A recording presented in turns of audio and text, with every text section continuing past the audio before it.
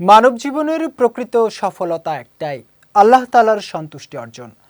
একজন মুমিনের প্রতিটি শ্বাস, প্রতিটি পদক্ষেপ এবং প্রতিটি কাজ হওয়া উচিত এই মহান লক্ষ্যেই নিবেদিত। তাই যুগে যুগে একটি গুরুত্বপূর্ণ প্রশ্ন উচ্চারিত হয়েছে, কোন আমলগুলো আল্লাহর কাছে সবচেয়ে প্রিয়? এ সম্পর্কে বিস্তারিত থাকছে ডেস্ক রিপোর্টে। মানুষের জীবনের সবচেয়ে বড় অর্জন কি?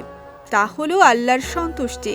কিন্তু কোন আমলগুলো আমাদেরকে তার সবচেয়ে প্রিয় বান্দাদের অন্তর্ভুক্ত করতে পারে, চলুন সংক্ষেপে জেনে নেই।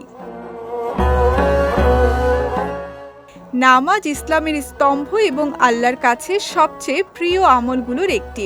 হাদিসে এসেছে, নির্ধারিত সময়ে নামাজ আদায়ই সর্বপ্রথম ও সর্বোত্তম আমল। এটি বান্দার ঈমানকে শক্তিশালী করে এবং আল্লাহর সঙ্গে সম্পর্ককে গভীর করে। আল্লাহ তাআলা তার ইবাদতের পরপরই পিতামাতার প্রতি সদয় হওয়ার নির্দেশ দিয়েছেন। তাদের প্রতি সম্মান, ভালোবাসা ও কোমল আচরণ শুধু নৈতিক দায়িত্বও নয়, এটি একটি মহান ইবাদত। ছোট হলেও নিয়মিত আমল আল্লাহর কাছে অধিক প্রিয়। তাই অল্প হলেও নিয়মিত ভালো কাজ করার অভ্যাস গড়ে তোলা একজন মুমিনের জন্য অত্যন্ত গুরুত্বপূর্ণ। কোরআন তিলাওয়াত, মুখস্থ, অর্থ বোঝা এবং জীবনে তা বাস্তবায়ন, এসবের মাধ্যমে মানুষ আল্লাহর বিশেষ নৈকট্য লাভ করে। কোরআনের সঙ্গে সম্পর্কই একজন মুমিনের জীবনের আলো। রাস্তা থেকে কষ্টদায়ক বস্তু সরানো থেকে শুরু করে মানুষের যে কোনো উপকার করা, এসবই মহান আমল। ইসলামে মানুষের কল্যাণে কাজ করা অত্যন্ত মর্যাদাপূর্ণ।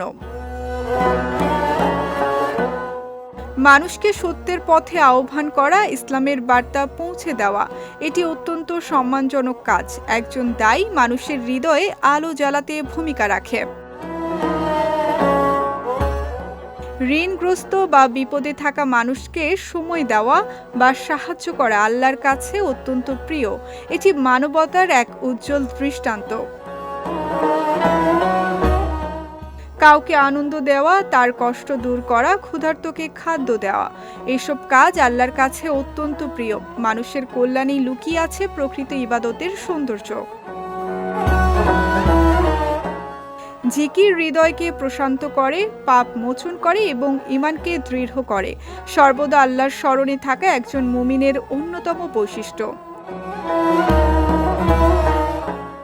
রাতের নির্জনতায় ইবাদত এবং নফল রোজা বান্দাকে আল্লাহর আরও নিকটবর্তী করে। এটি আত্মশুদ্ধি ও তাকওয়া অর্জনের এক অনন্য মাধ্যম।